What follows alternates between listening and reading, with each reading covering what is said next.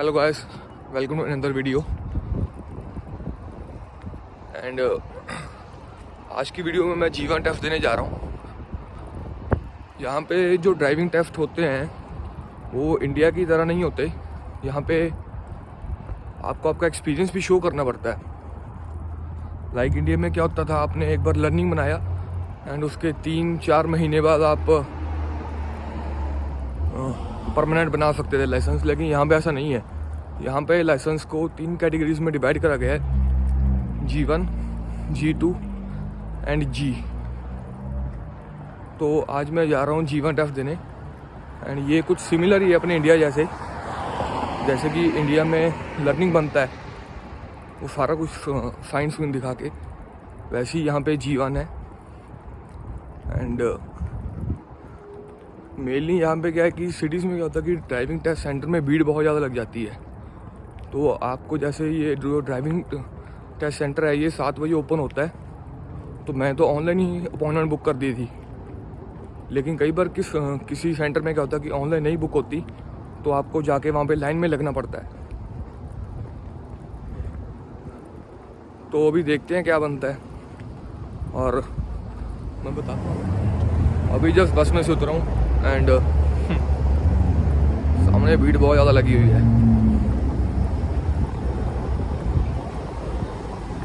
देखते हैं कितना टाइम लगता है। वैसे भी जो मेरी टर्न है उसमें 85 मिनट्स पड़े हैं, 85 मिनट्स पहले ही आ गया, बट कोई नहीं, बैठ के पढ़ लेंगे और क्या।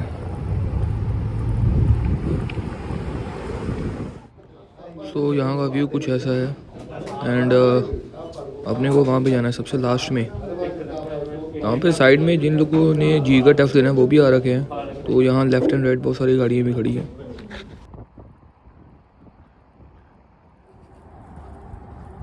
सो आफ्टर वेटिंग 4 आवर्स, 4 घंटे के बाद बारी आई थी एंड टेस्ट हो चुका है डन। G1 तो पास कर लिया है। तो मेरे पास क्या था, 1.5 ईयर्स का एक्सपीरियंस था, तो मेरे को G2 के लिए वेट नहीं करनी पड़ेगी। मैं नेक्स्ट डे जाके भी G2 दे सकता हूँ।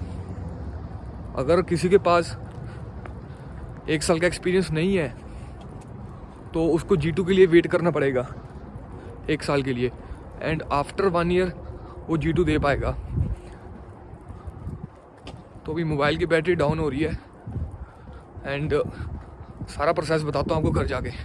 तो जैसे कि मैं बता रहा था, अपने इंडिया में क्या होता है कि सबसे पहले एक लर्निंग लाइसेंस बनता है एंड उसके बाद अपना परमानेंट बनता है। लेकिन यहाँ पे आपको 3 टेस्ट देने पड़ेंगे। और मैं आपको ये बोलना चाहता हूँ कि अगर आपके पास इंडिया का कोई भी एक्सपीरियंस है तो आप इंडिया से DL एक्सट्रैक्ट जरूर लेकर आइए, क्योंकि इससे आपका 1 साल आपका बच जाएगा। बिकॉज होता है कि जैसे ही आपने G1 क्लियर करा उसके बाद आपको 1 साल का वेट करना पड़ेगा अगर आपके पास कोई भी एक्सपीरियंस नहीं है G2 देने के लिए। एंड G2 के बाद आपको 2 साल का वेट करना पड़ेगा। तो मैं आपको यही बोलूँगा कि अगर आपके पास एक्सपीरियंस है तो अपना DL एक्सट्रैक्ट बनवा कर लेकर आइए इंडिया से।